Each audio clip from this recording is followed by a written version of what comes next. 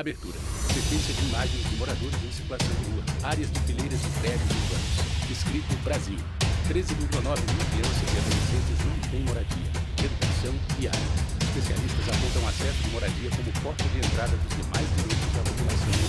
Quadrado vermelho. No centro da tela, abaixo, escrito em letras vermelhas e brancas em caixa alta, arquitetura social.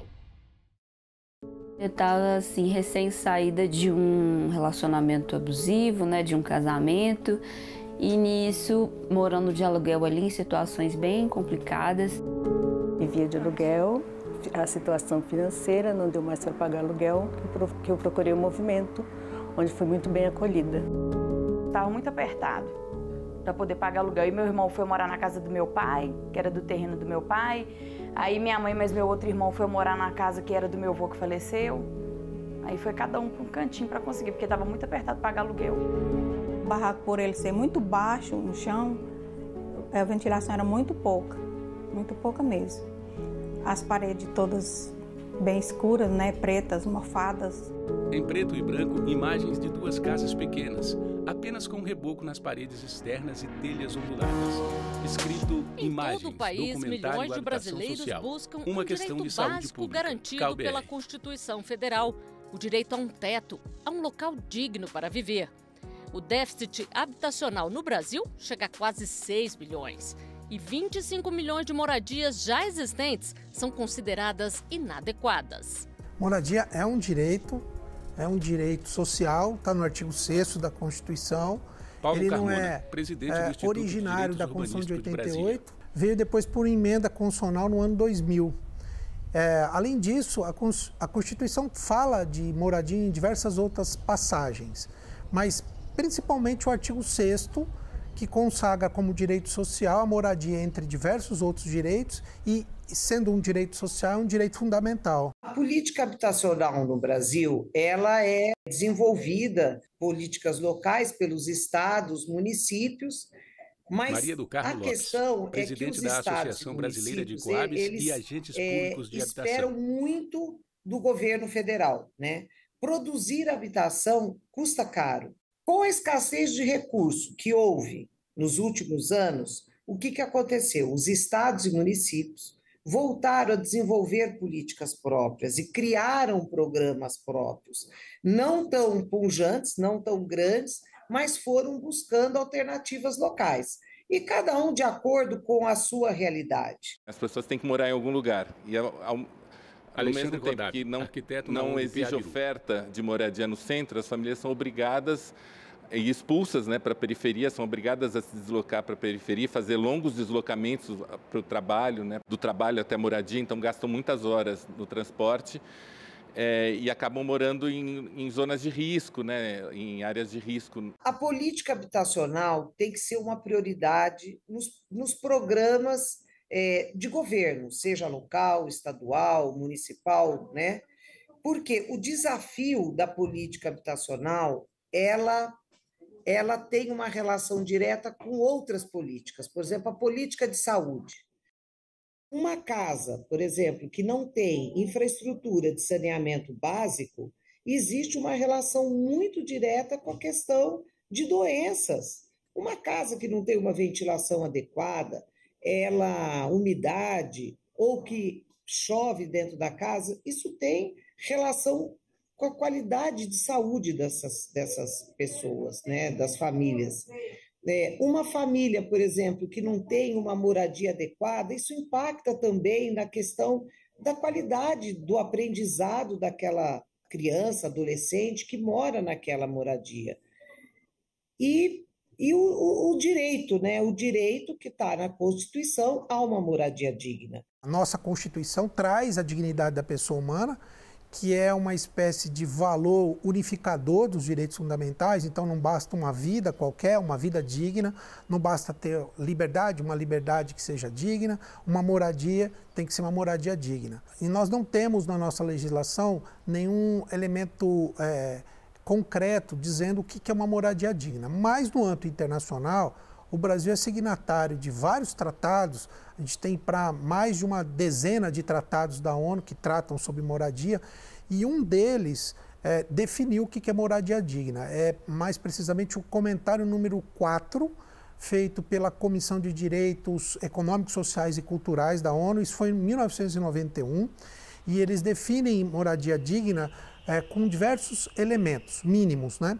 Tem que ter habitabilidade, tem que ter segurança na posse, edificabilidade, disponibilidade de infraestrutura adequada, localização adequada, adequação cultural e custo acessível, que em matéria de moradia social é um dos grandes desafios. O Brasil tem um desafio enorme, né, com relação ao déficit habitacional, com relação ao acesso à cidade. É um dos países com a maior desigualdade social do mundo, e esse desafio vem sendo aí, de certa forma, protelado ou não levado tão a sério pelo poder público nas diversas esferas, né? E assim, a luta pelo direito à moradia, com os movimentos sociais, envolvendo, né, as entidades profissionais, que aí no caso, né, nós, arquitetos, pessoas que trabalham, né, com o fazer da cidade, é fundamental, né, para que isso mude, assim. Outro desafio é garantir que as moradias sejam feitas de forma adequada. 82% das edificações no Brasil são feitas sem arquitetos e sem engenheiros. Então, nossa aliança com os engenheiros é muito grande. Temos um trabalho junto com engenheiros. Saímos do CREA, mas temos uma especificidade do nosso conselho de buscar sensibilizar a sociedade que precisa de um arquiteto mais próximo do povo. Por isso, arquitetura social, arquitetura popular. A lei é bem clara, diz: União, Estados, DF e municípios dispensarão recursos para operacionalizar essa assistência gratuita, pública, à população de baixa renda, por meio de convênios, por meio de prestação dos servidores públicos. Se não tem servidor público, então vamos fazer convênios com o CAL, com o CREA. A lei permite isso para conseguir, com o Estado bancando, evidentemente, levar essa assistência técnica aos moradores por meio de cooperativas sociais, por meio de associação de moradores ou individualmente mesmo, para aqueles que necessitam. As consequências de não ter assistência técnica ou assistência qualquer que seja de um arquiteto faz com que se gaste mais recursos, faz com que não haja qualidade e faz com que não haja a possibilidade de se pensar em sustentabilidade, porque hoje nas escolas nós estamos formando os arquitetos para pensar nas mudanças climáticas e quais são os materiais mais sustentáveis do ponto de vista energético. Essa legislação da ATIS ela é extremamente importante. Por quê? Porque ela cria condições e determina que o Estado brasileiro banque os profissionais, arquitetos, engenheiros, urbanistas, que vão prestar assistência jurídica gratuita para esse grupo menos favorecido, população de baixa renda, menos de 3 salários mínimos, para que eles tenham acesso a profissionais qualificados, que tenham capacidade técnica, responsabilidade técnica, para melhorar a habitação, para construir de maneira correta, porque uma das tragédias anunciadas no Brasil nessas áreas degradadas, nessas áreas que foram sendo ocupadas de maneira informal, são os deslizamentos, soterramentos, chuvas, gente que morre soterrada, gente que perde tudo com inundação, porque ocupou a área que não poderia ser ocupada ou edificou de maneira informal, e aí não tem estrutura na construção para suportar uma chuva ou alguma outra intempérie. A gente que trabalha nessas áreas onde as pessoas são de extrema vulnerabilidade, você vê uma casa onde não tem infraestrutura nenhuma, que não tem ventilação, que não tem a rede de esgoto, rede elétrica. Mariluz de Lago, e depois, assistente social quando você da entrega Codab essa DF. casa, não é só a melhoria da casa em si, que você vê a transformação, você vê a autoestima da família melhora, da pessoa. A gente já teve relatos de pessoas que tinham vergonha de receber visita, que não recebiam visita por conta da casa sem salubre. E após você entregar uma casa nova, com dignidade, a pessoa ela volta a sorrir, ela volta a receber visita, ela muda totalmente a vida. É como se fosse a realização de um sonho, né? Fundo Cinza, escrito em caixa alta na luta pela casa própria. A diarista Maria Auxiliadora estava há 14 anos na espera pela casa própria. Entrou para o movimento que luta por moradia. Quando nós saíamos nas ruas era difícil, né? O povo chamando nós de desocupado, de rebanho de maloqueira. Ela conta que chegou a ouvir de parentes que aquilo era coisa para desocupados. Até o próprio marido a desencorajava. Foi muita luta, né? Mas a gente vinha toda noite dormir aqui para outros grupos não invadir, né? Se invadir, isso aí já era a reforma, né? A gente vinha toda noite lá da Vila Maria dormir aqui, eu e minha irmã. Ana Maria também participou do movimento. Muitas pessoas não aceitavam, a gente não era bem vista, né? Agora, ultimamente, foi bem reconhecido, né? Mas foi muita luta, muita determinação, né? Para provar que não era o que a sociedade fala, né? Não é bem assim, né? É muita pessoa honesta, muita pessoa que trabalha, né? Que estuda, né? Leva uma vida digna, né? Mas, graças a Deus, vencemos, né? Os anos de dificuldade foram recompensados. Quem passou pelo processo seletivo feito pela prefeitura conseguiu assegurar o direito à moradia própria e agora paga as parcelas do financiamento do imóvel. A gente fica muito feliz, não tem nem como explicar, assim, sabe? A felicidade de nunca ter tido uma casa e ter, né? Viver só de aluguel. Trabalha só mais para pagar aluguel, né? Porque nós estávamos pagando já era 1.200 em 3 cômodos. Aí viemos pagar aqui 195. É uma diferença muito grande, né? Aí agora tem como pensar em ir no mercado. Para mim, uma moradia digna, né? É muita tranquilidade, né? Muito sossego, né? Tenho muita paz aqui, né?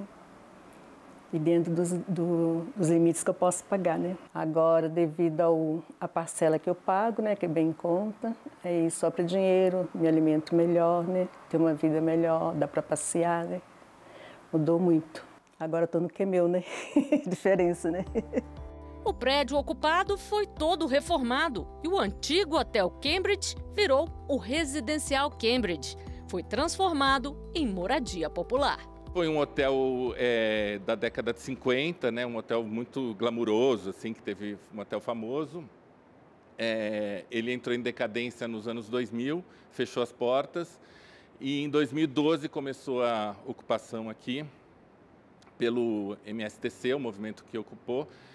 E aí as famílias começaram a pleitear a reforma do edifício, né? Em 2015, a gente teve um edital em que o prédio foi doado ao movimento, né? Isso aconteceu em vários imóveis da cidade, num programa da prefeitura. E isso associado ao programa Minha Casa Minha Vida, entidades, então a gente pôde viabilizar, a gente passou, na verdade, alguns anos, né, tentando viabilizar isso, e finalmente em 2019 iniciaram as obras que concluíram aí no ano passado, 2022, com a mudança das famílias.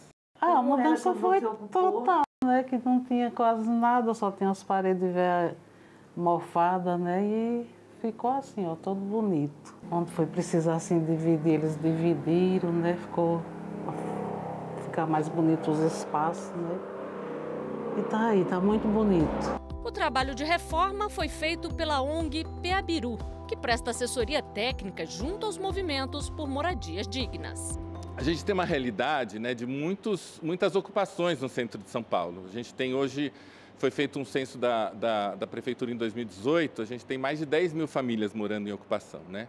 Então, a maneira como a gente pode atuar, né, como os arquitetos podem atuar nessas ocupações, a gente tem feito tanto propostas de reforma como essas, né, que são as reformas integrais, ou mesmo a gente vê que é possível, em alguns casos, manter as famílias morando e fazer melhorias nos prédios, né, sem ter que sair todo mundo, fazer uma obra muito estrutural que demora anos, tal, mas a gente pode fazer pequenas melhorias que melhoram a qualidade do edifício, assim, dá uma dignidade mínima, né, para que as famílias continuem morando nessas ocupações e sejam fixadas no centro de São Paulo, que é a coisa mais importante que a gente considera, assim, né? Fundo Cinza, escrito em caixa alta, construindo novos caminhos. Imagens de casas de tijolos em favela. Na ocupação Paulo Freire, em Belo Horizonte, Minas Gerais, duas histórias se encontraram. Fabíola não conseguia mais pagar o aluguel. Cheyenne precisava construir um novo futuro após o fim de um relacionamento abusivo. Como tudo é muito caro, muito difícil, né? Acaba que, pelo menos para mim, o que me restou foi realmente participar de uma luta por moradia através das ocupações, né? Dos movimentos que lutam através das ocupações. Consegui ser contemplada aqui e fiquei um bom tempo morando no Madeirite. E nisso eu trouxe meu filho, né? Na época ele era bem pequenininho, mas hoje ele tem 14 anos. E aí foi um momento assim de eu me reerguer, de procurar deixar aquela situação toda do passado assim para trás mesmo. Ficamos mais ou menos um ano dentro de um barraquinho bem pequenininho de lona. Depois de um ano e meio mais ou menos, a gente fez um barraco de madeirite. Aí ficamos 2 anos no barraco de madeirite mais ou menos. Aí quando eu comecei a construir, tem uma empresa aqui no fundo que o muro dela caiu sobre a casa da gente. Aí nós tivemos que ficar desalojados durante uns 8 meses, até a empresa refazer o muro e limpar o terreno para poder entregar para a gente de novo e a gente poder começar a construir novamente. O lote que eu fui contemplada, ele não era reto, ele era totalmente irregular, bem inclinado abaixo do nível da rua. Então, por causa disso, eu tive muitos problemas com a chuva e tal. No início foi bem complicado, eu ainda tenho algum certo trauma de chuva hoje. Então, a minha meta não era nem mexer dentro de casa, não. A minha meta era mexer na parte de fora, fazer toda a estruturação assim do lote, do terreno, para eu poder acabar com esse problema da água da chuva ficar entrando dentro de casa com lama e tudo. E eu não ter que ficar perdendo coisas. Né? Então, dentro de casa eu fiz algumas pequenas coisas. Como você pode ver, aqui não tem reboco, né? Não tem nada. Mas assim, coisas menores, mais importantes que eu pude fazer, por exemplo, foi embutir toda a fiação, né? Colocar os fios dentro da parede bonitinho. Teve uma oficina bem legal aqui, que foi a oficina de assentamento de piso. Então, hoje eu olho para esse chão que eu piso e falo assim, nossa, isso foi eu que coloquei. A gente sabe que no Brasil a maioria das pessoas constrói, né, sem acessar arquitetos ou engenheiros, e o projeto Arquitetura na Periferia traz, principalmente para as mulheres, que é o nosso foco, os conhecimentos e as ferramentas que elas precisam para poder desenvolver os projetos de melhoria das suas próprias casas, né? Então, a gente já trabalha sempre com pequenos grupos, em média 5 mulheres, e aí a gente faz encontros semanais com elas, em que cada encontro é uma etapa desse processo de planejamento das reformas. Então, elas aprendem desde a medir a casa, desenhar, fazer a planta, discutir projeto, calcular a área, volume, transformar isso em quantidade de materiais. E, por fim, tem também as oficinas de construção, que aí elas aprendem, de fato, a colocar a mão na massa, já fazendo alguma melhoria na casa. O custo é muito alto de você pagar um pedreiro. Então, eu podendo fazer, me ajudou bastante, porque eu não estava trabalhando na época. Então, só meu esposo trabalhando, então eu consegui fazer o serviço enquanto ele trabalhava. Então, já diminuiu bastante a despesa. Eu fiz uma mobilização para que outras mulheres aqui também participassem do projeto. Porque eu achei, nossa, eu aprendi isso, eu quero que as outras também aprendam. Então, eu fui formando novos grupos aqui e meio que trazendo essa novidade para o grupo de mulheres aqui interessadas, né? Então, com isso, automaticamente foi acontecendo, sem que eu percebesse. Então, surgiu esse convite de ser integrante da equipe. Então, hoje eu sou agente local, né? Eu faço não só esse trabalho de mobilização, eu sou meio que a ponte, né, entre o projeto e as moradoras, as participantes, e a gente faz diversas coisas assim. Um dos principais objetivos do projeto é que elas consigam se planejar para conseguir fazer as melhorias e as reformas que elas precisam, né? Então, tanto que a gente faz também com elas oficinas de finanças pessoais, para que elas tentem entender ali se elas têm recursos próprios para conseguir fazer essa obra. Algumas acabam conseguindo, mas em alguns casos a gente sabe que elas não têm. Então, o projeto tem um pequeno fundo que a gente empresta, pequenas quantias de dinheiro sem juros, para garantir que elas vão conseguir pelo menos resolver as questões mais urgentes ali da casa. E aí, a partir das oficinas de finanças, elas é que vão entender quanto que elas podem pegar, em quantas parcelas e quais os valores das parcelas que elas vão pagar. E aí, o processo de construção das casas é feito de formas variadas, de acordo com a demanda e com a realidade de cada um. o espaço que a mulher vive sendo visto pelo olhar dela, pelas necessidades dela e dos filhos, né? É bem difícil isso acontecer, porque geralmente ela, por mais que ela seja, né, falar assim, a dona da casa, mas muitas das vezes ela não é ouvida, né? Então, quando ela consegue perceber que existe a possibilidade dela fazer algo de acordo com a vontade e a necessidade dela, eu acho que isso vai além de ser só questão de reforma, de obra.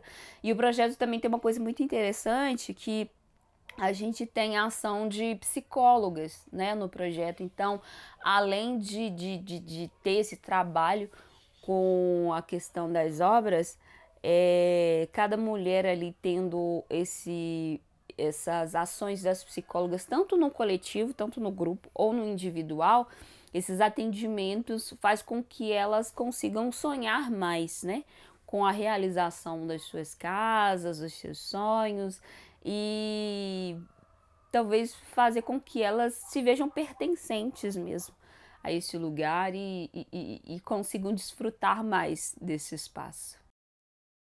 É como se fosse uma mudança de chave, né, na cabeça delas, assim, a gente vê isso nitidamente acontecendo. Elas saíram de uma situação, de um contexto de que elas não podem fazer nada, que elas não conseguem, né, que elas não se sentem capazes para um estado de eu posso, eu consigo, eu não preciso de depender mais de alguém para resolver.